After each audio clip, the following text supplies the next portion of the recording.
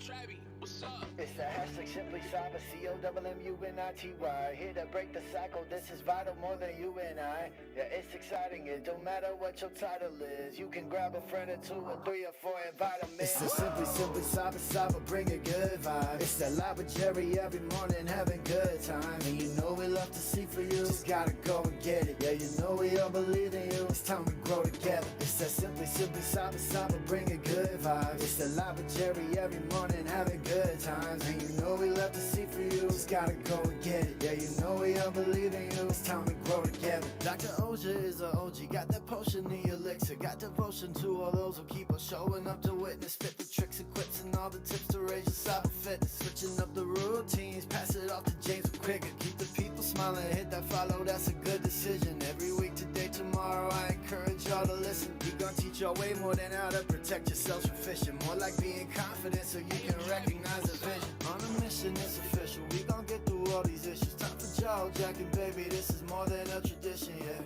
Oh, I can't forget to recognize the mods. They the engine, they the reason that you leave and feeling charged. It's that Simply Cyber, bring a good vibe. It's that live with Jerry every morning, having good times. And you know we love to see for you, just gotta go and get it. Yeah, you know we all believe in you, it's time we grow together. It's that Simply Cyber, bring a good vibe. It's that live with Jerry every morning, having good times. And you know we love to see for you, just gotta go and get it. Yeah, you know we all believe in you, it's time we grow together. Yeah.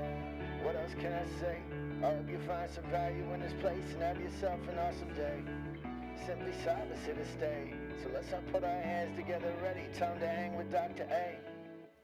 The cybersecurity landscape never sleeps. Every minute, thousands of new threats emerge. Millions of attacks are launched and billions of dollars are at stake. But in this constant stream of cyber incidents and updates, what should you actually care about? Well, that's why we're here. This is the Daily Cyber Threat Brief. I'm Dr. Gerald Auger, and these are the top cyber headlines. All right, good Wednesday morning, everybody. Welcome to the party. Today is Wednesday, May 7th, 2025. This is episode 872 of your Simply Cyber Daily Cyber Threat Brief podcast. I am your host, as always, Dr. Gerald Auger. And over the next hour, me, you, Dream Logic, Augusta Delgado, Phil Stafford getting up early, Elliot Matisse celebrating new work opportunities.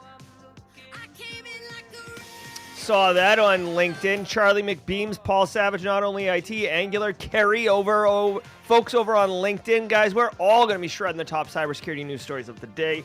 And I'll be doing everything within my power to data mine, distill out, and basically extract value from these stories and deliver it to you in a way that you can use it tactically to drive cyber risk reduction down for your business stakeholders today, this week, next week, and strategically for long-term thinking, planning, understanding where you're going with your cybersecurity program. And also because I love multifaceted value, multi-pronged value, you're also going to be able to use this information to level yourself up as a practitioner, ultimately increasing your value in the market, making yourself a little bit more flexible to pivot around and get those jobs. Basically a career boost. That's what we're doing here now. If you're thinking, oh my gosh, Jerry, I made a mistake. I stumbled in here and all I see is practitioners. I'm not a practitioner yet. I'm looking to break in. Well, don't worry, my friend. We got you covered because you're going to be asked in any job interview, how do you stay current? Right here, the Daily Cyber Threat Brief is what the kids call a banger of an answer. No cap. I think I just used that correctly. I'm not sure. But seriously, whether you're interviewing for a mid-tier role or an entry-level role, you're going to be asked. It's so vitally important to stay current on what's cracking in our industry because it is a constant cat and mouse game. Threat actors are going to threat act, and we've got to be prepared to handle that. And the only way to do it is to take the initiative and be proactive to stay current, which is why that question literally gets asked in any job interview for cybersecurity. So be prepared to have a killer answer. Take it one step further and actually, be able to talk about some of these stories. Steal things I say. I don't care. I'm all about good times, man. I'm all about support and inclusion and empowerment. So if I got a hot take, if Eric's got a hot take, if somebody's got a take, and it vibes with you, feel free to, make it your own, appropriate it as it were. Now, I want you to know of the 8 stories we're going to cover today, I've reviewed and researched 0.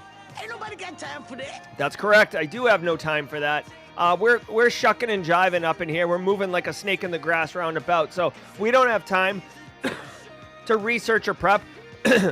Excuse me. On top of that, like, dude, as a practitioner, if you go into the office and sit down and one of your coworkers is like, yo, did you hear about, I don't know, did you hear about that fake signal app from NSO Group? And you're like, yes, I did. And then like you had spent like 30 minutes doing like a research paper prep for the story. And then you try to present it as like off the cuff. That's disingenuous. So that's what we're doing here. We're trying to be real, authentic practitioners. And that's what's cracking now. It is Wednesday, so I want to remind everybody before we dig into the news, every day of the week has a special segment. And Wednesdays, we like to go around the world and just show how amazing this community is. This show, yes, it's a news show, but it's so much more than that. It's a celebration of our, of ourselves, of our community, of who we are and what we're doing and leveling up every day. It's not really the destination as much as it is the journey. And on Wednesdays, we like to take a minute and actually demonstrate exactly who all's here and where you're all coming from. So stay tuned for that. That's always a fun activity. I do want to say, if you're a lone wolf, you're the Augusta Delgados, the Stones fans, the Kyle Kyles, if you work alone, not like a single person business, although that would count too. But I mean, if you're like the one person IT or the one person in cybersecurity, so you don't have coworkers to bounce ideas off of, welcome to the party, pal. The Simply Cyber community is your virtual coworkers, or, feel free, choose it. I'm not going to force anything on anyone, but I'm just telling you, it's a resource here available. Good people doing great things. All right, now, before we get into Worldwide Wednesday, before I melt your faces with the top cyber news stories of the day, before I go any further, but after I say good morning to David P., Steve McMichael, and Tom Bishop, the boot, I do want to say shout out and love to the stream sponsors. Let's do a quick minute with all of them. Let's start with Barricade Cyber, since they always kind of go last. We'll put them in the front. Guys, Barricade Cyber's Fortify 365. You got to know it. Is your Microsoft 365 environment secure? I don't know. That's a good question, though. With business email compromise attacks on the rise, your entire operation, your business could be at risk. Fortify 365 from Barricade Cyber is a shield that you can use to protect your business.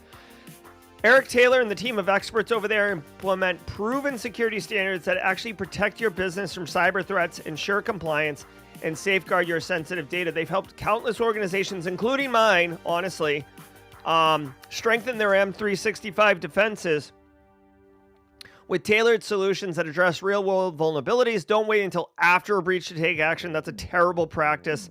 Visit fortify365.com today and learn how you can secure your Microsoft 365 environment against tomorrow's threats. I'm telling you guys, literally, you're already paying for all of the security up in your M365 environment. Why not configure it correctly?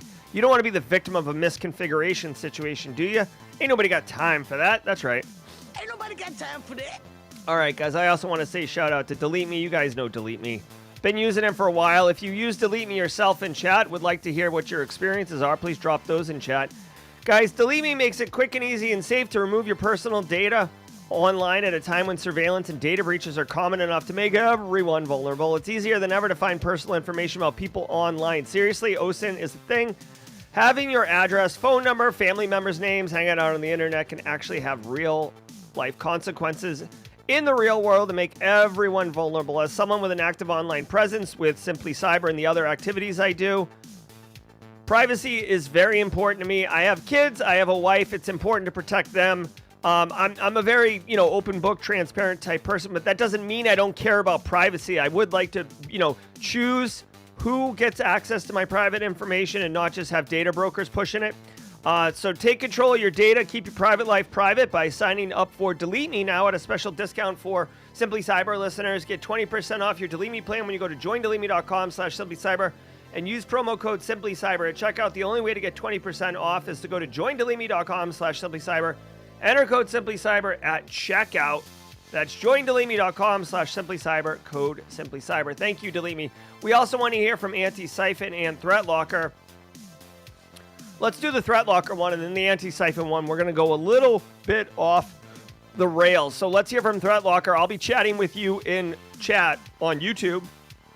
And then we're going to go around the world. So get your coffee, get ready, because it's about to get spicy up in this piece. I want to give some love to the Daily Cyber Threat Brief sponsor, ThreatLocker. Do zero-day exploits and supply chain attacks keep you up at night? Worry no more. You can harden your security with ThreatLocker. Worldwide, companies like JetBlue trust ThreatLocker to secure their data and keep their business operations flying high. ThreatLocker takes a deny-by-default approach to cybersecurity and provides a full audit of every action allowed or blocked for risk management and compliance. Onboarding and operation is fully supported by their US-based Cyber Heroes support team. Get a free 30-day trial and learn more about how ThreatLocker can help prevent ransomware and ensure compliance. Visit threatlocker.com.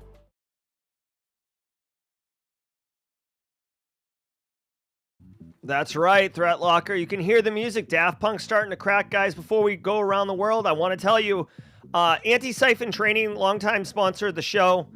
They have an active defense and cyber deception with John Strand training coming up in June. This is not something you want to miss. This is a free course, 4 days, 16 hours. Yo, it doesn't have to be an $8,000 boot camp for it to be valuable.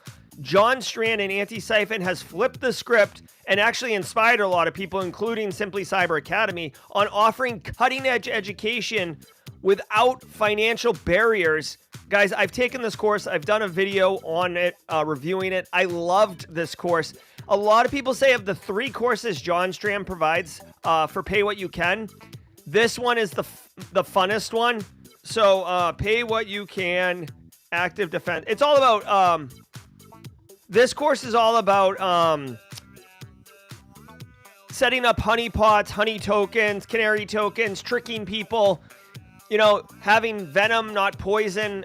Dude, it's so good. It's fun. And there's like thousands of people who take it, so you're all in Discord. Great networking opportunity. Go to antisyphon.com. I dropped a link in chat. All right, guys, it is Wednesday, which means only one thing. We're about to go around the world. All right, I'm super excited, guys. Here's how it works. I set the clock to 2 minutes, 22 seconds. We do this world map here. Compliments of Marcus Kyler of the Yeet Crew. He is in chat right now. And we see if we can light up North America, South America, Europe, Asia, Australia, and Africa. And sometimes we like to flex and go Middle East as well as Central America. But let's not get ahead of ourselves here. Cam Godot says the community rocks. Hell yeah, Cam. All right, guys, let's do it. 2 minutes, 22 seconds. Mods, get ready. Here we go. All right, tell me where you are, everybody. Let's go. AJ's in Toronto, bringing Canada online. Thank you, AJ. Ray Hunter's in Hotlanta, United States, online. We got Texas. Good morning from Connecticut, Alex says. All right, we got the map. Upstate South Carolina, Code Brew. I see you upstate. Denver squad up. There we go. We got Colorado. All right, Texas, Florida. Marcus Kyler's got Michigan online. The Rich 464. Tampa, Arizona's in the house. Good morning. I think I just saw an India flag flow by. There we go. Subro's in India. Dink.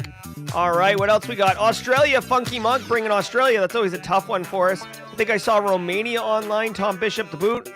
Holy crap, you guys are going fast. Romania. Where's Romania? Boop. All right, America, Circleville, Ohio, Philip Martin, JT Webb's up in Greer. Charlie McBean's bringing Africa online with South Africa. Let's go. All right, Hotlanta, Rio, Brazil, baby. South America. Guys, we did it already. Now we're flexing. We're literally less than 1 minute in, and we've got everything, every major continent covered. You guys are freaking awesome. Moda's Bella bringing Egypt online. Now it's just bragging rights, y'all. Bangladesh is in the hizzy, connecting it. Indianapolis, Romania, Dragos, I got you, buddy. Dirty Jurors in the house. Eastern PA, what's good? Twice nightly. UK, Roswell, UK. Got to get with me on their prize, bud. Philippines, I see you. Dream Logic, I love it. Turkey's in the house. Monster Truck. I don't know if that's Chris Rock's alter ego. Tanzania. I always struggle with Tanzania, so let's go ahead. I think that's in Lower Africa. Boom. There it is. Tanzania in Africa. Thank you very much. Finland. Petrie up in Finland space. We got Scandinavia in the house. New Mexico. Hey, Katie Craig getting up early in lovely San Diego. Warren, Michigan's in the house. Lights on, Arizona. I see you, Texas. Yo, M83, Valentino bringing the house. Chi-Town, Chris Rock still in Turkey. Let's go. All right, the Philippines online. Guys, any bragging rights, any flexes? Africa is usually kind of bringing it correct a little bit. We got North Carolina, Chi-Town. All right, y'all. Hey, let's do a quick look there. All right, there's Ghana. We'll give Ghana some love today. Good morning. 20 seconds, guys. Look at this. North America, strong. South America representing Brazil. Europe, I see you. We got Scandinavia, UK across the pond. Some solid representation. We're going to call Turkey Middle East or Egypt Middle East, right? Right there. We've got some good Africa. We got South Africa, East Africa, West Africa, and Funky Mug bringing the heat. Ethiopia's in the house. Thank you, Ethiopia. Poland's in the house. Okay, now we're just flexing, y'all.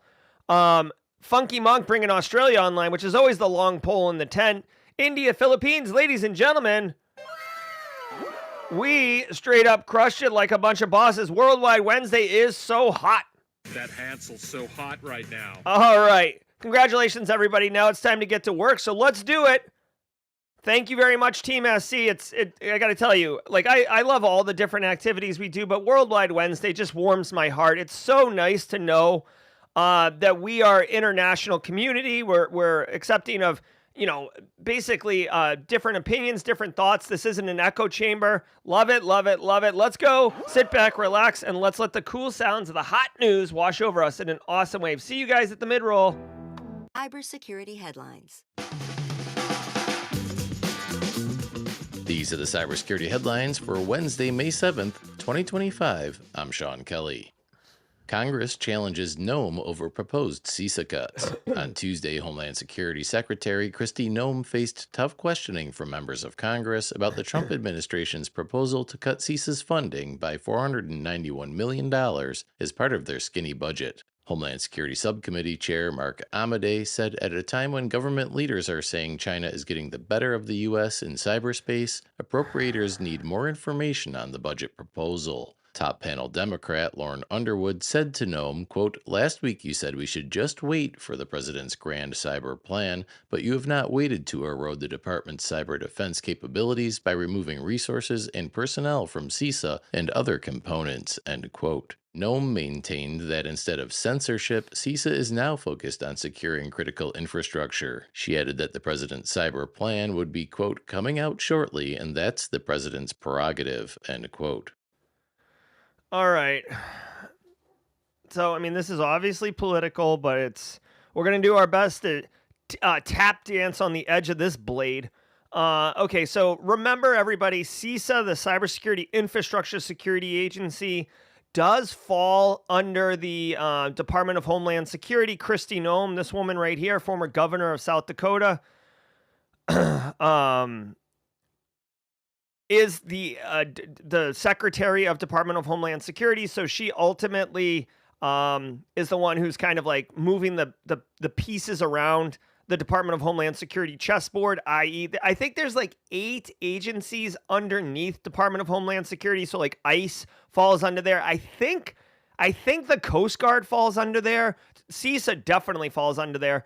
And she has to get a budget request, and part of the budget is cutting $491 million from CISA's budget from last year. Now, we did talk yesterday about these cuts, and I did point out that, when you have belt tightening going on in your organization, sometimes you take money from, like, let's say, the research team to fund a infrastructure project, or sometimes you take money from the the finance department in order to fund some type of unexpected tax audit or something like that, right? Like, this isn't a video game with cheat codes where you just get to like print money or do some kind of hack and all of a sudden you've got infinite money so you don't have to make hard decisions.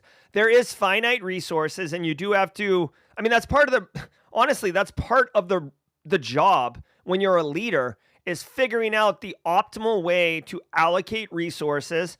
Now, Kristi Noem said, I'm going to cut $500 million from CISA budget. And part of the politicking here is that people want to ask, like, what's the plan? Okay, you want to cut $491 million. The House Appropriations Committee is essentially the CFO. The House Appropriations Committee is the group that decides what money gets allocated, how much money gets allocated. And the reason for that is that it's kind of like checks and balances. You should always remember, Congress controls the purse strings of like the federal government, essentially. Okay, so you have to like go to them with your proposal, just like you have to go to the board for proposal and ask for money. And in this instance, they said last week, you said, let's just chill out until the president of the United States gives his, overarching cyber plan, and then you can align your plan underneath that. But then at the same time, you just cut all this. So the question is, why are you cutting all this money out if you don't even have a plan yet? Which I think is a reasonable question. Actually, hold on. I'm actually going to not say that's a reasonable, because two things. One, when you're cutting $491 million from a budget of a program that's under you, that doesn't really have anything to do with the Appropriations Committee giving you money. So, I mean, I wish she wasn't cutting $500 million from CISA. I think CISA is very important personally, but, basically, here's the thing, dude. I feel like a lot of these, like, what do they call, like when there's a Supreme Court justice and they have to go get grilled in front of Congress, or there's like an appointed position, like secretary of whatever, and like they have to go get appointed by Congress. I always feel like it's like a friggin' politicking, like, oh, let's just like lambaste and embarrass this person, but then keep going. I don't know if this is going to turn into something like that, where like, even though they're questioning what her plan is and does it make sense and what are you doing, the money's still going to go. So I don't know. We'll see. The TLDR here is that the machinations of government are still in place as far as money being released and being independently validated by a committee. How can I use this information to actually help you guys make cyber risk reduction better? Let me hook you up on this one. Okay, so this is a bit of a senior skill, but when I'm actually working on something right now, but when you go to the board and you're presenting and asking for budget, there is a best practice for it, okay? A couple things, and I'm just going to like tease this out to everybody as like a skill that you should be thinking about, not necessarily something you got to do, but if you're interested in becoming a CISO, if you're interested in becoming leadership or an executive or, anything kind of like that, CIO, you have to learn how to speak at executive levels, which the quick and dirty is like, oh, speak in financial terms. Yeah, sure, that's fine. But you also have to be mindful of what kind of, what's the overall plan, and how to, like, not just talking about money saved, but also like, what is the cost of not doing it? Making sure that you're lining up your plan to align with tech refresh and system life cycles and squeezing the most value out of it. You also, this is a basic one. If you're interested in going that route, leadership and executives and stuff like that, people, you should learn about CapEx, capital expenditure, and OpEx, operating expenditure, right? Basically, CapEx and OpEx, because they're two different buckets of money. And if you're trying to ask for like, I don't know, $1 million budget, you're going to have to be able to explain like what color the money is that you're going to want. And if what I'm saying makes no sense to you, take that as an opportunity to go learn. But think of like buying hardware is a capital expense, and it amortizes over time. And there's a total cost of ownership with training and maintenance and all this other crap.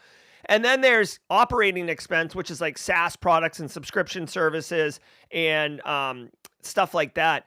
And that actually is, you can get that money a lot faster, OpEx, which is why SaaS products are all the rage with all the kids right now, is because it not only is it faster, easier, and more like, flexible, it also is boards are willing to give more, or executives are willing to give up OpEx a lot more. Chris Rock says, what show me the money, biatches, is not the right way to go. That's correct. And I got to tell you, Chris Rock saying the best practice is not to say, show me the money to the board. I like low-key suspect that Chris Rock has actually attempted that technique. So is speaking from first-person experience, my man.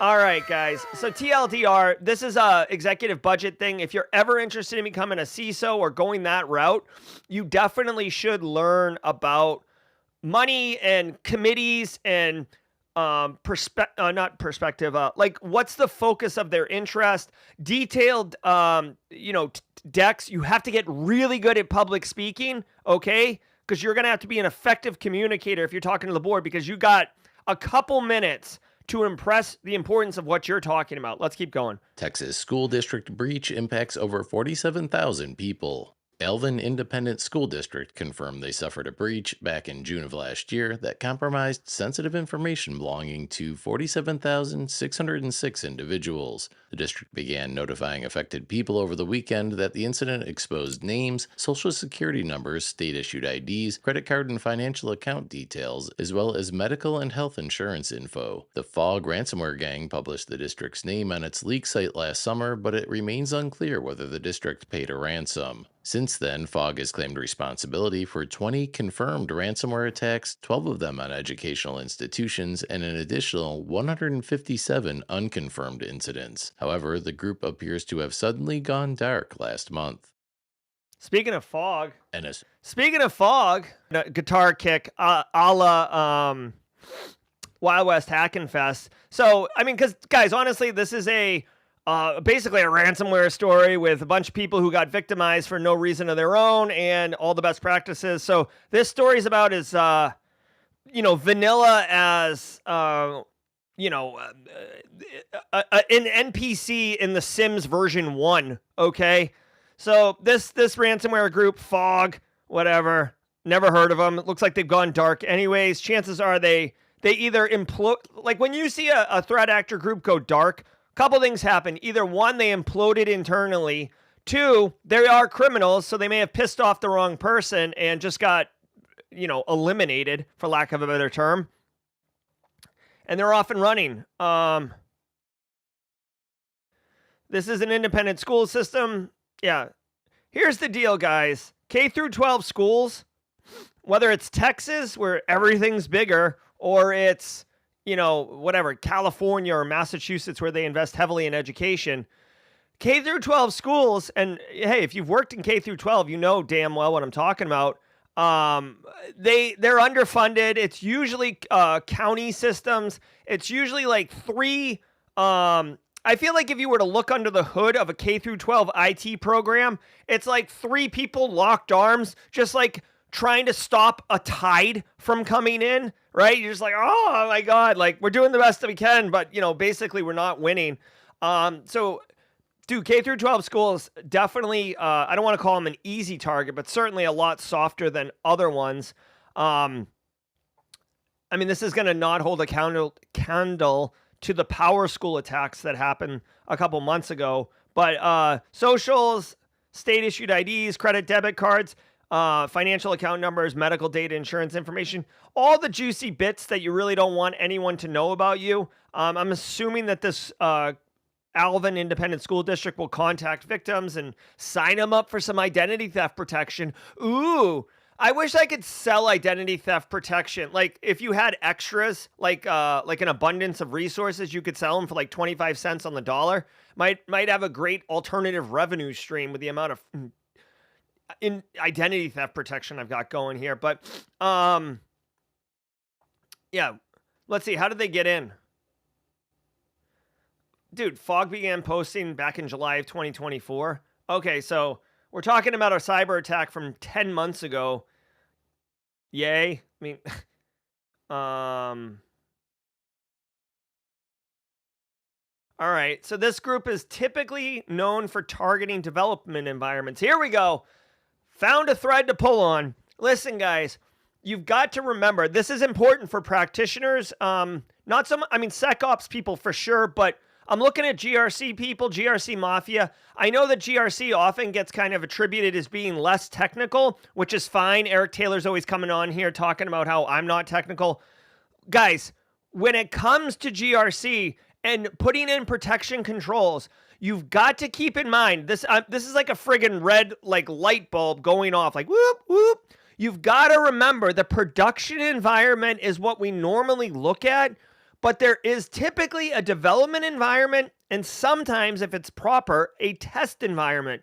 And if the development or the test environment are built to look like production, sometimes it'll be internet facing. Sometimes it'll be a hodgepodge of things that, oh yeah, we're just testing. Yep, looks good, let's go. And then everybody spends 80% of their time focusing on hardening the production environment, scanning the production environment, doing pen testing on the production environment. And all the while, you've got this gross, moldy barnacle sitting back here of a development environment or to a test environment that has generic accounts, default creds, reused credentials, misconfigured ports, unpatched software, and it's just back there. And a threat actor can just bypass production and go directly into the dev test environment because guess what? Threat actors don't care if it's the dev or test environment. It's still access into your environment, and they're still going to get you. Catch me outside. How about So make sure that you're treating the dev environment and the test environment with equal amounts of focus. Especially if it's internet facing, bro, you've got no excuse if you have internet facing assets. I don't care if it's called the foobar environment or the doobler environment or the tickle me Elmo environment. If it's internet facing and it's connected to your main corporate network, it's a foothold and it's attack surface. So watch out now. All right, hold on. I got to get past Foghat. Slow Ride is such a good song. NSO Group to pay WhatsApp $167 million in damages. On Tuesday, after a 5-year legal battle, a jury ruled that the NSO Group must pay the Meta-owned platform $167 million in punitive damages and around $444,000 in compensatory damages. WhatsApp accused NSO Group of exploiting an audio calling vulnerability in the chat app to target around 1,400 people, including dissidents, human rights activists, and journalists. WhatsApp was seeking more than $400,000 in compensatory damages based on the time its employees spent on investigation and remediation of the attacks. A WhatsApp spokesperson hailed the historic ruling as, quote, the first victory against illegal spyware that threatens the safety and privacy of everyone, end quote. NSO Group said it plans to carefully review the details of the verdict and left the door open for an appeal. All right. So NSO Group dropping $167 million in fees and damages to WhatsApp because they basically found a 0-day and hit it and then began exploiting it, etc. This is one of those ones where, honestly, if you're interested, hold on one second. There was a very lively chat on Discord yesterday. I'd recommend going to simplycyber.io/Discord if you're not already on the Discord server. Very lively conversation about books and book recommendations yesterday. This book right here is excellent. I do want to bring it up because it's relevant right now. This is How They Tell Me the World Ends by Nicole Pelroth. If you've read this book, holler in chat. Let us know. It says Business Book of the Year 2021. I don't think of this as a business book. I think of this as a very telling nonfiction book written in a spy thriller style way about the current state of cybersecurity and a little bit of the recent history. The reason I bring it up is because NSO, like, dude, here's the thing. Let's say Chris Rock finds a 0-day or Tyler Ramsby adds to his kit another 0-day. Tyler Ramsby's got 0 days for days. Okay. When you responsibly disclose it to a software maker, they have the opportunity to patch it. You get a little bit of cheddar, maybe. You get some notoriety. Very good. Well, what if instead of responsibly disclosing it, you sold it for $1 million or $4 million or whatever? If you had a 0-click, non-human interactive required 0-day on an Apple iOS, that is worth big money. I am not promoting this. I'm not condoning this. I'm not saying you should do this. I'm just pointing out this is the reality in 2025. So a group like NSO Group, who sells these software spy packages for $500,000 an install, if you can give them a 0-day, they'll give, like, hey, like, what's one install to them? $500,000? Well, sure. We'll give you $500,000 for that 0-day. And that's a lot more motivating than, getting a write-up in a blog post, right? So basically it's not okay, right? So they're being sued. I'm just telling you the reality of the market. A lot of people who know how to do deep software exploitation, reverse engineering and stuff like that to find 0 days. It's a very specific skill set, and some people like to get paid for it. Now, NSO Group, let's see how much they made. NSO Group annual revenue. Let me see if this is public knowledge. All right, hold on one second. So in 2020, they made $243 million, okay? This is not nothing. In 2020, they made $243 million, and they had an operating income of $99 million, okay? So I think the way I read this is that they made, it cost them $100 million to run their business, which means they basically had $150 million in profit in 2020. So this fee is actually, basically 1 year of profit for the business, which is not great, right? I mean, that's devastating to a business, but this is not, this is the cost of doing business, I would say, for them.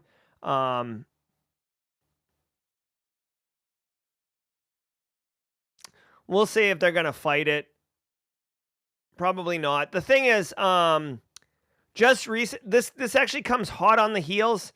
There was recently some accords, and I know I asked JMod to pull this, and he couldn't remember. It's like spyware. This is all kind of happening at the same time. International agreement. I keep wanting to say in the Sokovia Accords, which is like what it was called from the friggin'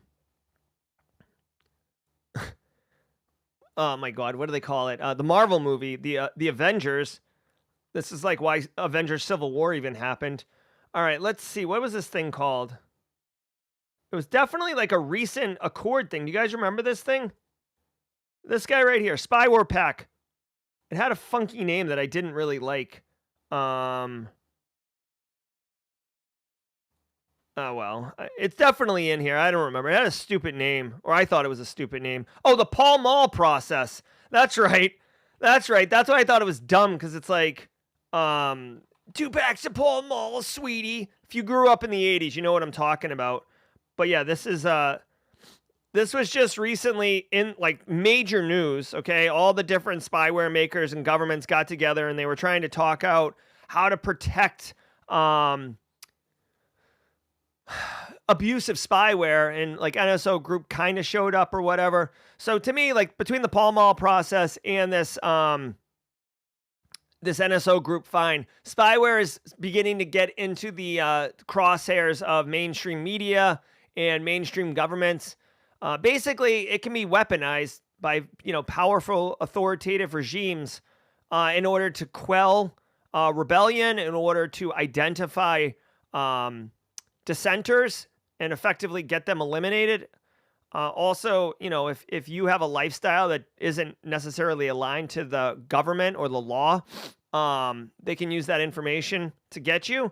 And if you think I'm crazy, like but besides spying on political rivals and investigative journalists, guys, depending on how strongly you don't like a certain social lifestyle, there's countries. We saw someone from Egypt during Worldwide Wednesday. Last time I checked, in Egypt, it's not legal to be a man who's interested in dating men, right? Or I'm pretty sure that was the true years ago when they exploited a weakness in Grindr, which is like a Tinder-like app for men seeking men, to identify and round up these individuals, right? We also, if you want to look even further, guys, here's a case study for you.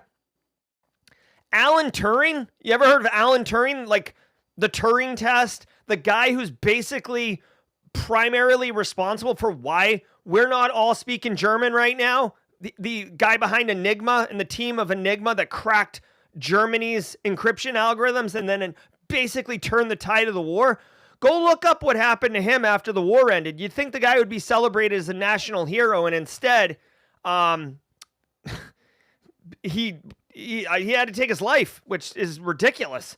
All right, let's go. NSA to cut up to 2,000 civilian roles. The National Security Agency has been directed to cut 8% of civilian employees as part of the Trump administration's push to reduce the size of the federal government. The NSA's staffing cuts will likely impact roles ranging from administrative staff to defense and offensive cybersecurity operators. The NSA's total number of non-military personnel is classified, but anonymous sources told The Record that between 1,500 and 2,000 positions are expected to be cut. The sources added that currently the agency has until end of this year to make the cuts.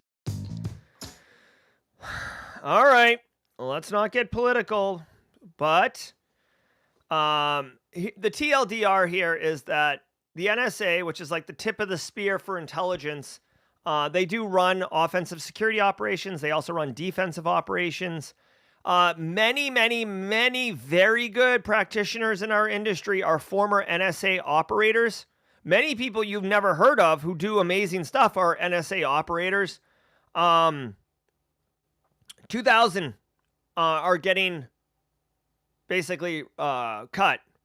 Now, remember, a lot of times the NSA will borrow people from like the Air Force or, military branches who are still active duty and train them up. Like I know people, I have friends who were Air Force that got, basically did a stint with the NSA. Now, like any other, organization, the NSA has non-cyber personnel for doing like HR and finance and accounting and all this other stuff, logistics, program management. A lot of times they'll outsource to contractors as well. So we'll see how this impacts. You're not going to see immediate impact. And it doesn't say that this is Doge related, but here's what I think. Okay. So okay, yeah. Ms. Julian's pointing out the imitation game. I think that's Benedict Cumberbatch did that. Great story about Alan Turing. Guys, Alan Turing is a treasure. Brilliant mind and bullshit what happened to him. But okay, so check it out. I don't typically, I'm given the news and how can you use this and stuff like that. Here's my hot take on this one. I think that this is horrible. Okay? Check this out.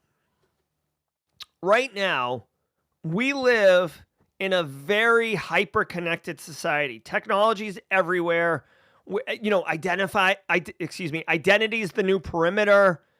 Agentic AI was like the theme of RSA 2025. It's where we're going this year. Everything tech, okay? United States adversaries are hyper into tech. We've seen multiple instances of critical infrastructure getting compromised, ISPs getting compromised, telecommunications getting compromised. We've seen like espionage all over the place, okay? We've seen all of this. To me, when I think of the NSA, I think of very technical, very important offensive and defensive operations, clandestine operations, which is, okay, I don't need to know what you're doing, but they help protect. So to cut 2,000 of them, I don't know, it just seems like not a good place to make cuts, right? Especially since I guess we're talking about the books today, simplycyber.io/books. If you want another book recommendation, this one's a little bit more polarizing. This link doesn't work. We'll have to update that link. I don't know. Did this book get pulled from Amazon? That would be wild if it got pulled from Amazon. No. Okay. Battlefield Cyber. Okay. This book's about how China and Russia are undermining U.S. democracy and national security. Okay. This could be kind of a biased, so I'm not getting political. All I want to point out is in this book, which I've read, it does cover something that's objective and not open to subjective interpretation. About 10, 15 years ago, China made a concerted effort and decision that was a very large strategic decision to downsize their kinetic military, like the soldiers with rifles walking around, and take those people and dramatically increase cyber warriors or people on keyboard. And now it's 15 years later and people have grown in, they've got programs, learning, all these opportunities, and they've got a military cyber capability that's amazing, right? So when I look at that and I look at the efficacy, and obviously we see all the things that they're doing, as operators, and then I look at this, it just seems like a different strategy, a different approach to handling national security in the cyber domain, which, by the way, again, cyber's not going anywhere. The same internet that I buy hair gel from Amazon on is the same one that the NSA is doing operations and China's doing operations. So personally, I don't like this. I'm sure there's big reasons. I'm just some peon in a 10 by 10 room somewhere in the United States. But personally, this doesn't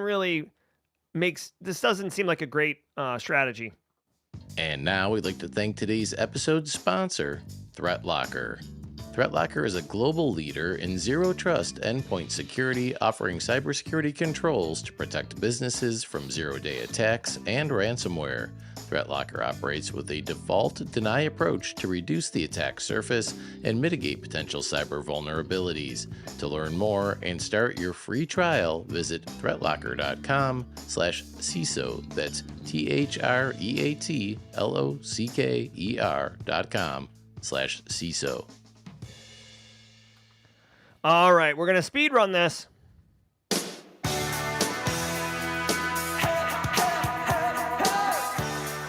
Ooh. All right, guys. Hey, shout out, holla really quick to all of you. Thank you all so much for being here.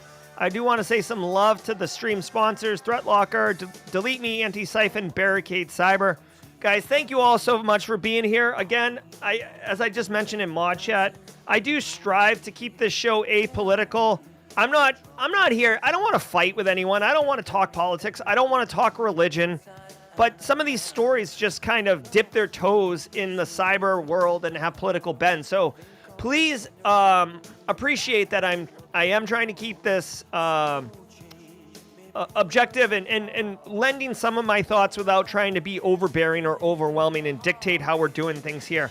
Really quickly, I do want to share with everybody that this Thursday, very special situation, this Thursday at Simply Cyber Fireside time, so 4:30 p.m., I'm actually going to lead almost like a lunch and learn or a practical webinar on Thursday at 4:30 p.m. If you have never submitted a CFP in your life, if you've never spoken at a conference, if you know that you should, but you're just intimidated, you don't know where to start, it seems overwhelming, well, guess what? On Thursday at 4:30, I'm going to take you by the hand, and we're going to walk hand in hand, stride for stride, together towards that CFP. I'm literally going to share my screen. I'm going to show you how to get ideas that you're excited to talk about. I'm going to show you what a CFP, what they're expecting, and I'm going to submit one live on air with you. And I hope that you also submit some yourself for Antisyphon's Blue Team Summit, which is a virtual summit, and it's designed.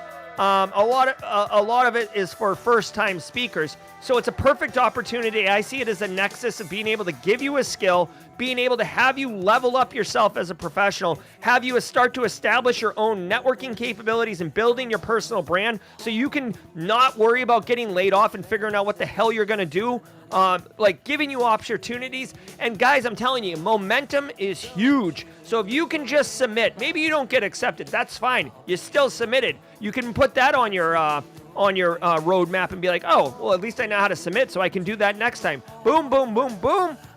Submit to your local B-sides, you're off and running, and all of a sudden you've got a speaking engagement, and you're putting that on your LinkedIn, and people are like, oh my gosh, look at this guy, he's speaking, or look at this lady, she's speaking. Let's go talk to them. Thursday, 4:30 p.m., I will give you a skill, and we will submit a CFP together. I'm so excited. I'll drop a link to that in chat really quick if you're interested. And if you're watching on replay, just go to simplycyber.io/streams. It'll be right there. You can see the thumbnail, my big face. All right, guys, let's do the la-la-la-las. If Alpha Sierra's in chat, would appreciate the assist. Alpha Sierra, let's go. Hold on, where we go? Here we go. Get ready.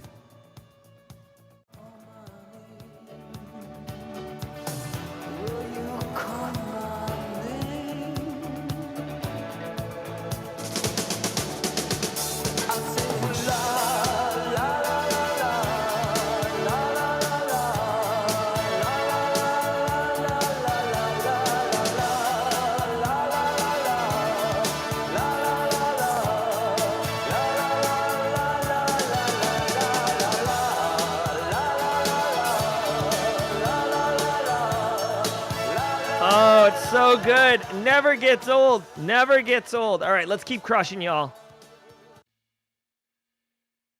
Easily exploitable Langflow flaw requires immediate patching. CISA has added a critical authentication flaw found in the open source Langflow platform to its known exploited vulnerabilities catalog. Langflow is a Python-based web application that allows users to build AI-driven agents and workflows.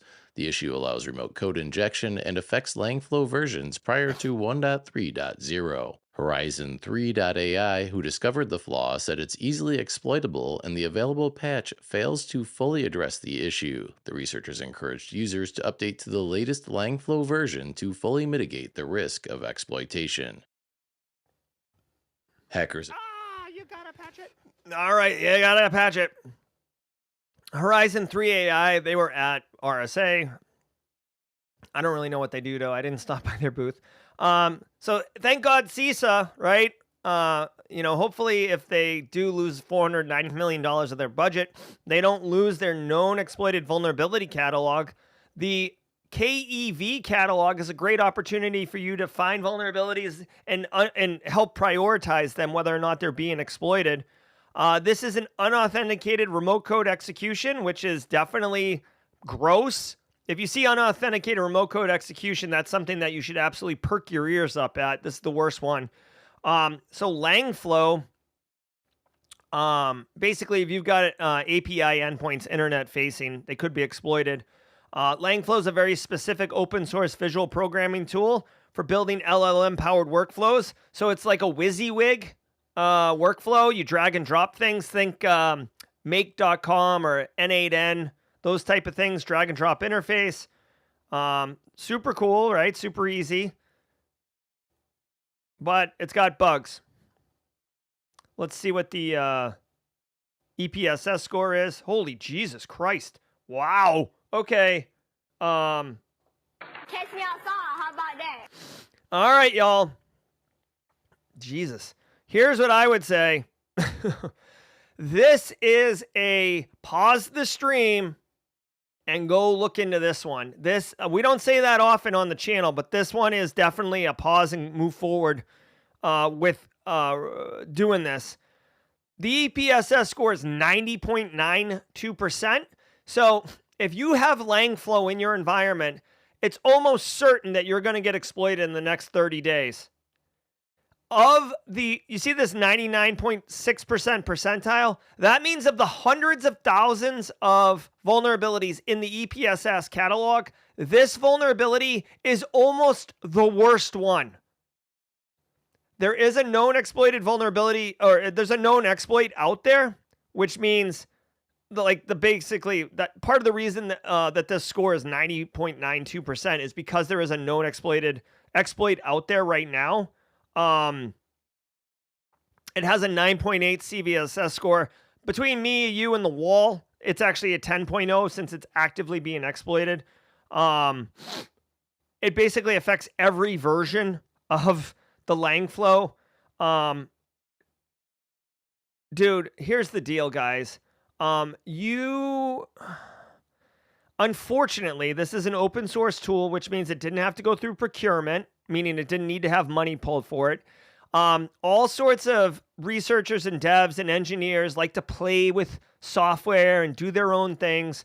You may not even know this thing's in your environment. I would absolutely fire off an email to you if you have a distribution list for the IT people in your environment, or if you work at like university and there's like researchers and developers out there, fire it off to them and say, I would say straight up, full stop. If you're using Langflow, which is a drag and drop, AI automation tool, right? Just because they might remember it's called Langflow. I would say, dude, if you're using Langflow, this is an absolute must fix. Also, they said that the patch doesn't even fully fix the problem. So that's, that is problematic as well. The other thing I would say, and again, without doing the research on this, there's got to be a way, the same way that threat actors are going to find this exposed API endpoint, you yourself can use those same techniques. So there's probably some type of scanner or some type of, fingerprinting or probing or something that you can use to find these APIs. if you have it in you, if you have the time, if you're responsible for your environment and you think even for a second that this is there, I would try to scan and see if you can find it, okay? I could see these things being in dev environments, test environments, people playing with it, just trying them out, not realizing what's going on. Okay, so what you can do is put it behind a firewall. Exactly. Like, here's the thing. If you're developing or testing something, hopefully it's not internet facing, but could be, right? VPN or authenticated reverse proxy. Basically put some friggin', put some defenses in front of it. Now, this is a gross one. CISA's given federal agencies until May 26 to apply security updates. Guys, I get that it takes time. I've done vulnerability management. I understand you can't just patch all the thing instantly. I think, honestly, 19 days is like, oof. Yeah.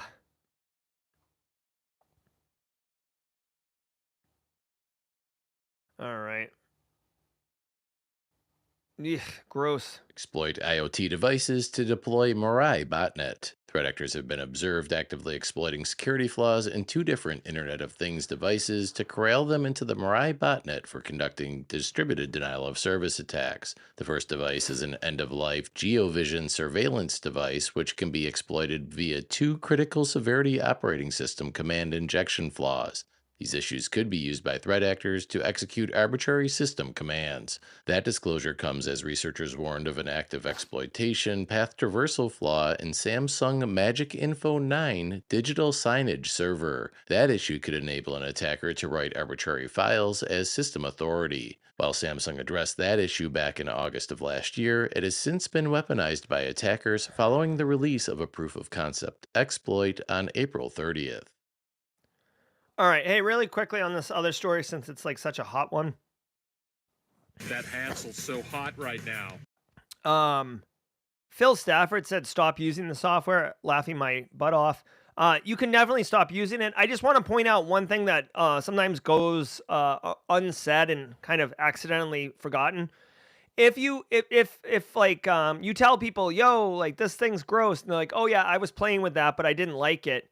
You've got to remind them that you've got to disable it or uninstall it or delete it or remove the container or delete the server or whatever. Like, just because you're not using it doesn't mean the attack surface ceases to exist. The attack surface doesn't give a flip if you're logging in and using it. And unfortunately, a lot of stuff gets abandoned because they're like, oh, this isn't fun, right? Like, oh, it's like my kids with like friggin' Legos, like, oh, this is so fun. And then they just get up and wander away because they lose interest. And then I step on the Lego later that day and I'm all sorts of upset.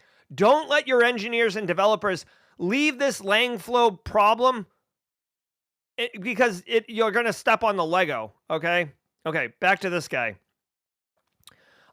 Really quick, Mirai botnet. Mirai's seminal. If you don't know about Mirai botnet, you absolutely should learn it. It is a seminal piece of malware. It's got a rich history. It's kind of cool. I mean, not cool, but it's kind of a funny story because it was like some, they went to jail, but it was some like Rutgers University students trying to like basically denial of service attack Minecraft servers so they can make a couple bucks. And they made, idiot decisions and released it publicly. And when they did, all sorts of criminals scooped it up, weaponized it. And now it's probably like 15 years later, this thing is still showing up. Samsung. Yeah, Samsung's a big name, right? Samsung, LG, Sony, all these things. It doesn't mean that they can't make technology that's gross. IoT devices, Internet of Things is still around. Mirai botnet was actually targeting a lot of IoT devices. Mirai botnet, actually, it's been further enhanced, but originally it was just trying default credentials. Let's see. So if you have this GeoVision Samsung IoT device, it looks like it's like a digital like kiosk signage, right? So like think the front of a hotel lobby with like the menu for the day, or maybe at a brewery where they have the different beers going up. Basically kind of like a standalone computer that isn't designed to do heavy processing. You could have this thing hit. Now, I do want to point out that it can be used as a denial of service bot in a botnet, which means like your IoT device could be weaponized to attack like Phil Stafford's network, right? So even though you're not trying to attack Phil Stafford, I like Phil Stafford, but my TV back here could be attacking Phil Stafford. So you got to remember, you may not be victimized by it, but you don't want to be part of the problem. Second of all, if they do get on it and you don't have network segmentation, that TV back here is on the same critical network segment as your file server, your database server, your NASs, all the things, right? So it a soft target like that could be a foothold into your environment. And especially if you're like, say you're a hospital and you've got like signage to help people find their, the right room or whatever, or the nurse station has the board and it's a digital screen or whatever, like all of that stuff. Bro, you get in there and you don't have network segmentation, it's game over. So don't sleep on this. I would say if you are running this, you probably want to get rid of it because it is end of life. The other thing I would say is don't try to treat the symptoms, treat the root cause. You should have network segmentation, at least separate VLANs for guest network, IoT network, etc. New investment scams use Facebook ads and filter victims. Cybersecurity researchers have identified 2 threat actors codenamed Reckless Rabbit and Ruthless Rabbit, orchestrating investment scams through spoofed celebrity endorsements on Facebook. The platforms use web forms to collect user data, including user names, phone numbers, email addresses, and also offer the ability to auto-generate passwords. The next phase of the attack uses validation tools to filter out traffic from certain countries and ensures that the contact info provided is legitimate. Validated victims are routed through a traffic distribution system, or TDS, for cloaking to a scam platform where they are either coaxed into making high-return investments or where they are instructed to wait for a representative to call them. Reckless Rabbit has been creating domains since at least April of 2024, primarily targeting users in Russia, Romania, and Poland. Meanwhile, Ruthless Rabbit has been actively targeting European users since at least November of 2022. All right, I mean, this is interesting.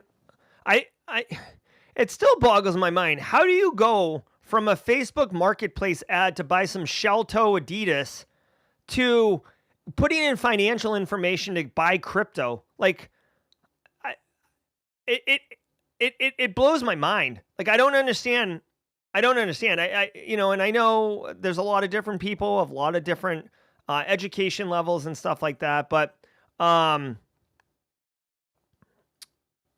whatever. Anyways, this is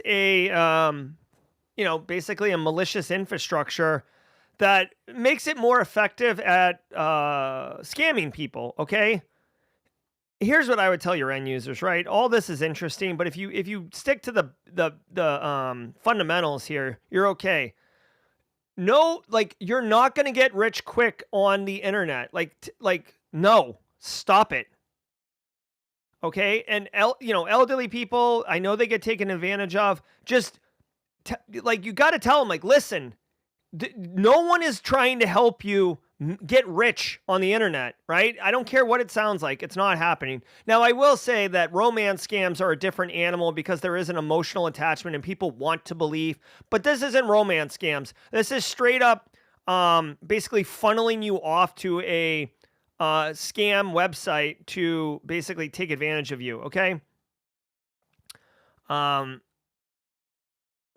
Let's see. Reckless Rabbit, Ruthless Rabbit, DNS threat intelligence from Infoblocks. Okay, whatever.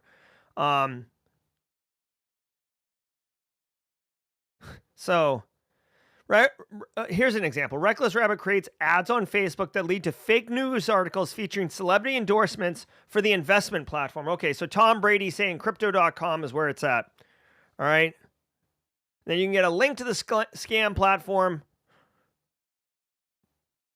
Okay, you know what? I get it. I mean, paid celebrity endorsements, right? Matt Damon, the future favors the bold. Lots of people got taken advantage of on that. Which, by the way, like, I need to check in on this to see if the jury's still out on whether those celebrities like Beyonce, Tom Brady, Giselle Bundchen, Jay-Z, like, if they all got wrapped up in scamming, right?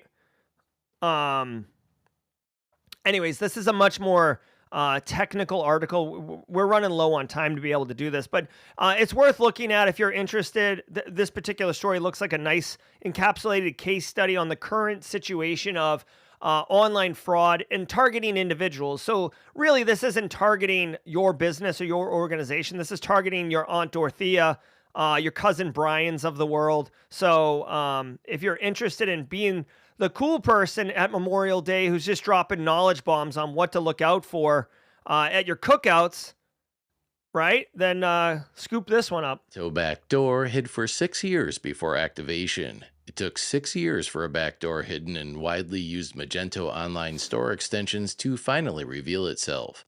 On April 20th, the malware finally began affecting hundreds of digital storefronts. Security firm Sansec uncovered 21 modules published between 2019 and 2022, which share identical malicious logic hidden in PHP files. Once activated, the backdoor runs a remote payload, enabling attackers to deploy MageCart-style skimming scripts in customer browsers. Sansec estimates that between 500 and 1,000 stores are running the backdoored software, including a $40 billion multinational. The researchers said, quote, "It is rare that a backdoor remains undetected for 6 years, but it is even stranger that actual abuse has only started now." End quote.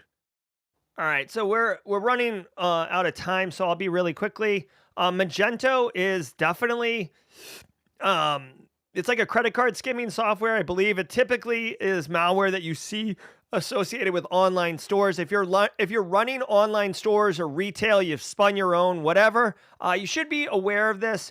Again, what's particularly interesting and kind of the thing I want to tease out for you as a practitioner is that when threat actors write malware, they want to establish persistence mechanisms, right?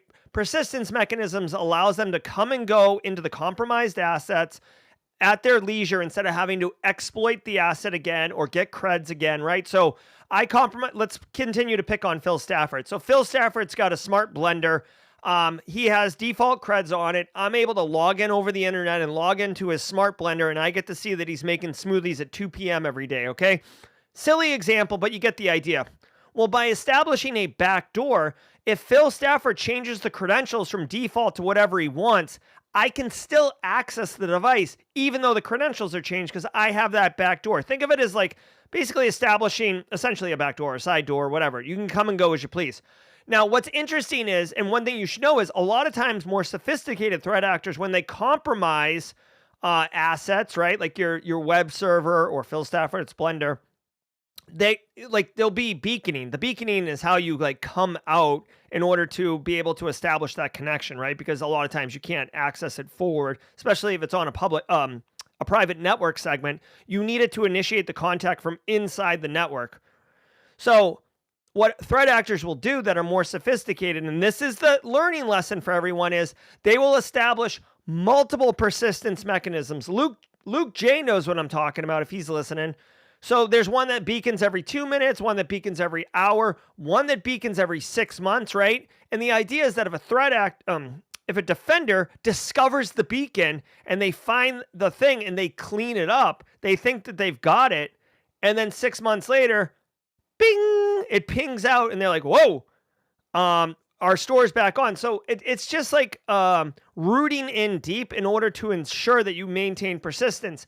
What happened here is this is a 6 year or 5 years later persistence mechanism that came online and activated, and thousands of stores are impacted, including a $40 billion multinational company. So this is an example of that. Just as a speculative hot take, I almost wonder if the software developers, the authors of Magento, fat-fingered this. And I mean, it happened on 420, which, come on. Like for the Colorado and California communities, you know what we're talking about here. But I wonder if they fat fingered in and did 42025 instead of 42020, 42020 or 42021, right? Like accidentally put it in place so it's 5 years later, and they're like, well, whatever, we'll fix it in the next update. All right, let's keep going. And that does it for today's. All right, look at us go. Look at us go. All right, hold on one second.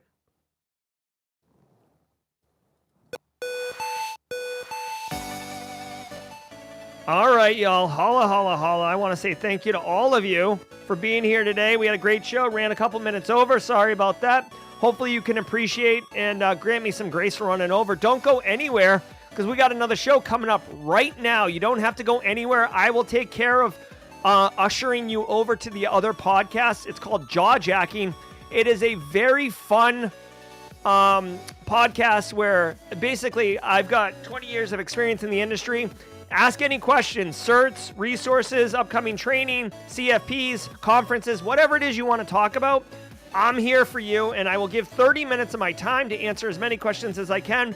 The community above us, hundreds of people, Simply Cyber community members, also have great perspectives and resources. So it's a big knowledge share. It's a big kumbaya. It's absolutely awesome. I love it.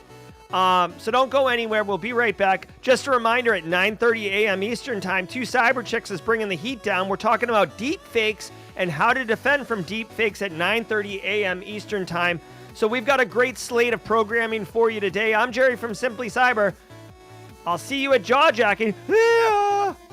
Ever wonder what it takes to break into cybersecurity? Join us every weekday for Jaw Jacking, where industry experts answer your burning questions about the cybersecurity field. Live, unfiltered, and totally free. Let's level up together. It's time for some Jaw Jacking.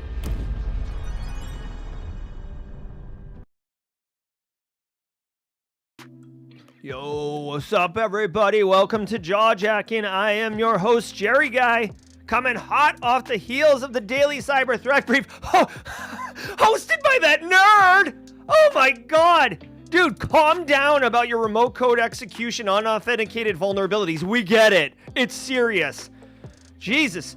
But for real, folks, I'm all about good times. If the Daily Cyber Threat Brief and the Jaw Jacking are a mullet, the Daily Cyber Threat Brief is the business up front, and this Jaw Jacking show is the party in the rear. We're all about good times, so let it rip. If you got a question, put a Q in front of it, and I will do everything I can to answer it. We're all about good times. We're off and running. Good morning, everybody. Elliot Matisse, first question out the gate. What did Phil Stafford do to you? Phil Stafford. Met him in San Francisco alongside Elliot Matisse. High fives and hugs were shared, and it was all about good things. Southie Jerry Guy. Yep, that's right. My cousin from Boston. Is it worth attending DEF CON if you still haven't worked in IT, cyber? Also, do you know how much a ticket is? So Zach Morrison, I think DEF CON's great. A lot of people, a lot of opportunity, a lot of networking. I would definitely say don't be shy though. You know, if you want to work in SecOps, maybe go to Blue Team Village, spend some time there, sit next to somebody, do the CFP. I mean, the CTF. And how much is a ticket? Let me check. Unfortunately, DEF CON's like gotten more and more expensive over the years. It used to be like $250. Last year it was like $475 or something. Let me see what's up. It does say you can buy them right now. Let me see if I can find the dollar symbol. Dollar symbol. Jesus, bro. $540 per ticket. $540 per ticket is the current DEF CON rate. We have entered the realm of getting your employer to pay for you, if you can. So Zach Morrison, it's $540. Remember, if you submit a talk, right? Just as a quick aside, if you submit a talk, you typically get free access to the conference. Just want to remind everybody, but Jerry, how do I submit a talk? Tomorrow at 4:30 p.m., I'm going to show you exactly how to submit a talk and how to increase your chances of successfully being accepted. I literally, again, you know, there's a little bit of history here, but I literally just got accepted to speak at Wild West Hackin' Fest in October this year. And again, in full disclosure, I've keynoted it, and I know the people behind it. So like my application to speak at the conference probably had some extra grease on it. But my point is, if you don't want to spend $540, maybe speak at the conference, okay? Our pass is made out of panda. Oh my God. Marcus Kyler, do DEF CON local groups before you go and you'll have a better experience. Yes. Oh, also, as a quick aside, yo, B-Sides Las Vegas is low-key very good. one thing that you should know is a lot of times the B-Sides Las Vegas people, they're talks that are being presented at Black Hat and or DEF CON. So you can go to B-Sides Las Vegas and have a good time. I do want to point out, everybody, and again, so me personally, just so everybody knows, I do Black Hat, and then I do DEF CON on Friday. I typically get, I've always gotten a badge for DEF CON, but it's Friday, Saturday, Sunday. I leave Friday night. Like, I fly back out of Las Vegas Friday night after the Simply Cyber community meetup. So I end up going to DEF CON for like 3-4 hours. And then, again, you can't bum rush me on this, but I always give my DEF CON badge away at the Simply Cyber community meetup. It's not a raffle. It's not a chance to win. I literally just, basically, I will inevitably encounter somebody on the day, Friday, who's definitely super excited, super hungry, and doesn't have necessarily the means to go to DEF CON, and I give him my badge. So anyways, again, that isn't, hey, wait a minute. Chris Rock, what are we talking about, bro? You suck. I'm going to need some context on this, Chris Rock. Cam Godot bringing up my MTV stint. Yes, I will promise you I will not change. I will not change. If you guys missed it yesterday, I actually got cast in an MTV reality show that premieres on June 3rd. Yes, that's what I said. And I got to tell you, what a kind of cool life experience. Next question. Oh my gosh, bro. Maurice Martin. I've been rhyming off and on for a while, but lately been catching myself writing more tech cyber references in my raps. I was thinking about going into Do What You Think It Would Sell. Yeah, and Maurice Martin, there is like a low-key subculture of that. Tyler Ramsby raps. Dual Core raps. Joe Hudson raps. You might even, honestly, Maurice Martin, you could definitely like almost start spinning up some type of like sub-community for that. TJ Williams, 520 right now. Ugh. That's expensive, guys. The price went up. I will tell you that the price of the badge went up, but they had it at the convention center last year, and I really liked it. I really liked it at the convention center. Spending $500 for DEF CON when they had it at like Caesars and Flamingo and Link and all that, it really pissed me off because it was an unenjoyable experience. At the convention center, everything's there. It's like wicked air conditioned. There's plenty of room for everybody. David P says, what video editing software are you using? Are you still using Opus Pro? And have you ever tried Cyberlink PowerFire Actor 3? No, I've never even heard of Cyberlink PowerFire 365. I do use Opus Pro, but not as much as I used to. In fact, I used it yesterday because we have a new course coming out with Tyler Ramsby next week. That's pretty popular. The video editing software I use, David P, is Adobe Premiere. I use Adobe Premiere. Opus Pro is great for quickly making shorts content out of any other content. I will tell you, just as a quick aside, we have a new course. We had a course on the Academy released this Monday, which is a free course. So if you're interested in GRC and learning more, Steve McMichael actually released, alongside me, released a course. Let me see if I can find it.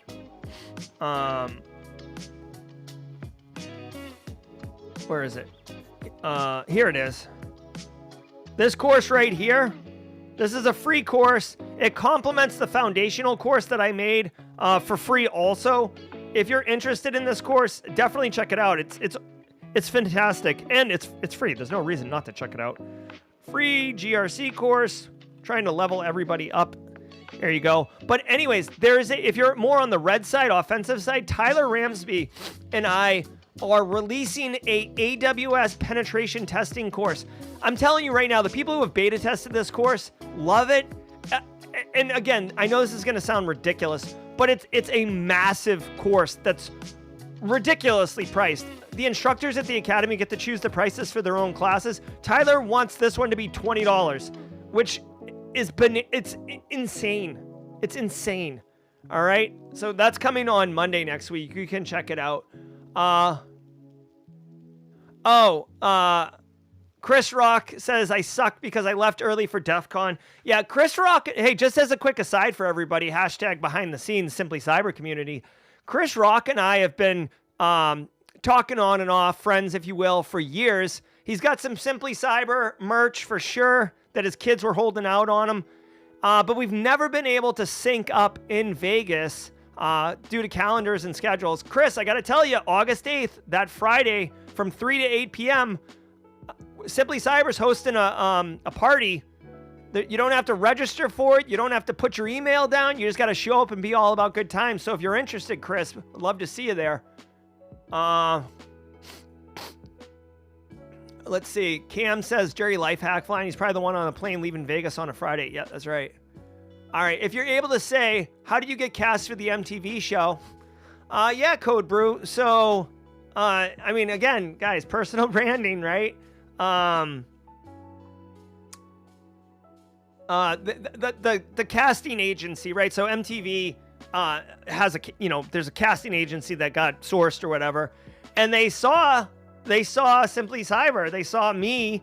They saw the Daily Cyber Threat Brief. They saw how I could communicate, my skill set, my passion, and they're like, we would like you to audition for this show. I had to sign a bunch of NDAs. This was last year, like way last year. And yeah, I got auditioned. They recorded me. There was no casting couch or anything like that silly. But yeah, they're like, okay. And then I met with the executive producers, and that's how that went. And if you want a Code Brew at Simply CyberCon, I'm happy to give you more details and stuff like that. Oh, remember, Simply CyberCon, y'all, November 2nd and 3rd. We're just waiting to get the graphics package done. But I literally confirmed with the Marriott yesterday on the pricing. It's about, again, I don't really care. It's about $15,000 for the day. Oh, but we've got sponsors. We're hoping to bring a lot. We're leveling up the conference every year, and this year is going to be awesome. We've got 2 days training, all that stuff. So, know of any good entry-level events in New York City area? Jabroni's asking. Is Chris Whitlock here? Is Chris Whitlock here? Jabroni, what I would say is, Joe, all I would say is connect in the Discord server under the locals or the ambassador section there, maybe. I think there's a northern Jersey one that could be working. The RDU people are having a Kakalakacon May 16th through 18th, so if you're looking for that. Oh my God, stop with the influencer stuff, please. I started GRC intern role June 2nd. What can I do to make me stand out and get permanent position afterward? Virtuous, first of all, I got you covered right now. Hold on. I got a video for that. I'm going to drop a link to it, but Virtuous. This video right here is how to crush your first 90 days in cybersecurity, which a lot of these things can parlay into a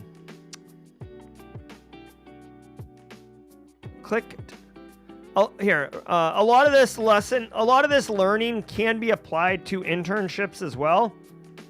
The TLDR, Virtuous, is show up early, put in the work, stay engaged, go beyond the expectations of management.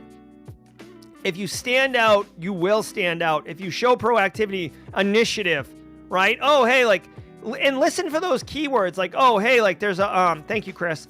Yeah, we've been having this problem or whatever. Take that as action and drive into it, drill into it, show your initiative, be hungry, that's what's going to work. All right, so really quickly, if you guys didn't know, Chris Whitlock's been working on this. This is a Simply Cyber Locals meetup map, and I don't know if it's ready for prime time or not, but literally, you can zero in, and you can see here, look, there's a Charleston contingent. Now, it doesn't look like we have a New York group, Joe Tripoli. So unfortunately, I can't really speak to that. But like, say you were flying to Detroit, okay? Right? Like, whoops, hold on. Say you were flying to Detroit. Become best friends. Yep. Hold on one second. Say you're flying to Detroit for like whatever reason. You're going to an Eminem concert, right? You can be like, oh, I'll be in Detroit for 3 days. Let me see. At Marcus Kyler is the ambassador of the Detroit one. I'll message him and see if there's anything going on in Detroit. Best friends. This is a really cool resource, and Chris Whitlock's been working on this. This is part of our community engagement initiative and wanting to make our community and Simply Cyber as awesome as possible. So go check this out. Chris Whitlock, let me know if I can drop this link for the community. Let me talk to the super chats for a minute. Cyber Risk Witch with $5 super chat. Is ageism real in the industry, and what can be done to mitigate the risk? Hold on. So ageism is a thing, but at the same time, I feel like it's a little less dominant in IT and cyber, honestly. Like, I don't know. Again, like, you let me know what you think in chat, but like, to me, I don't care how old you are. I mean, I hired a guy who was a former network engineer, not even a cyber guy, who was like 50. And we needed him to manage the firewalls. And because he was a networking guy, he understood networking and ACLs and firewalls and stuff like that. He was a perfect fit, right? So at the end of the day, I don't care how old you are. Like, I care, can you do the job? So Cyber Risk Witch, as far as mitigating that risk, I mean, if you can, try to have your resume be a bit agnostic so it's difficult to tell your age. Secondly, be able to demonstrate your ability to execute, and that'll go a long way as well. Alex with the super chat. Thank you, Alex. 10 years IT management, Sec Plus. Wow, you got certs for days, dude. How to spot infrastructure security leadership and spot knowledge gaps. Feel like I won't have enough technical skills. What's the question here? How do you spot knowledge gaps? I guess, okay, so Alex, I mean, you did manage IT for a while, 10 years. I will say, like, guys, as you get further away from the keyboard, your skills do get rusty. I would definitely, it depends what you want to do, Alex. Do you want to get into leadership? Do you want to be management? I mean, if that's the case, identify the knowledge gaps would be like, soft skills, effective communication, understanding how to manage projects, like stuff like that. I mean, you've got all the certs and stuff like that. CISM is the ISACA one that's definitely like, setting you up for CISO or director of InfoSec and stuff like that. So, I mean, as far as knowledge gaps go, honestly, Alex, I would look at those skills I just listed and see if you have any weaknesses there. I would definitely get comfortable public speaking, put together decks, being able to be more comfortable speaking off the handle, and not just speaking to have words come out of your mouth, but effective, deliberate communications with a point. Thank you for the super chats.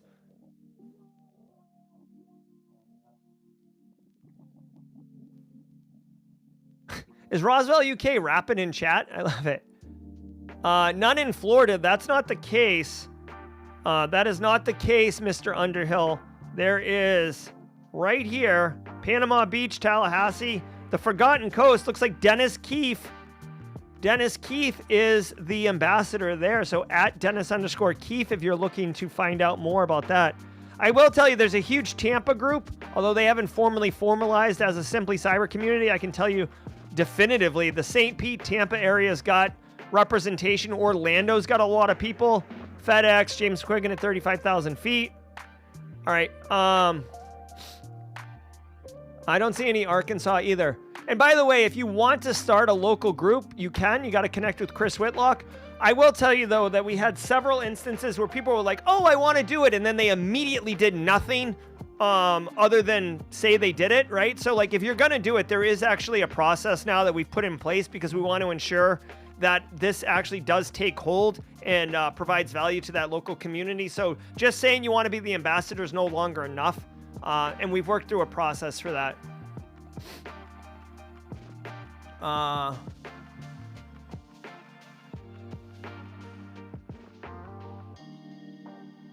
right, I'm looking at chat right now.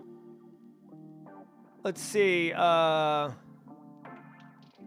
Everybody's having a good time in chat. I love it. Don't forget that in just a minute, we're going to pivot over to 2 cyber chicks. 60 seconds. I'll drop a link to that in chat. They're talking about deepfake detections. If you're looking at like how to, dude, this could be a great conversation in a job interview talking about deepfake detections. Deepfakes is so hot right now. That Hansel's so hot right now. So if you could speak about deepfakes and deepfake detection and deepfake defense, oh, doesn't that make you look like you're killing it, right? 2 cyber chicks, deepfake detection, okay? Boom.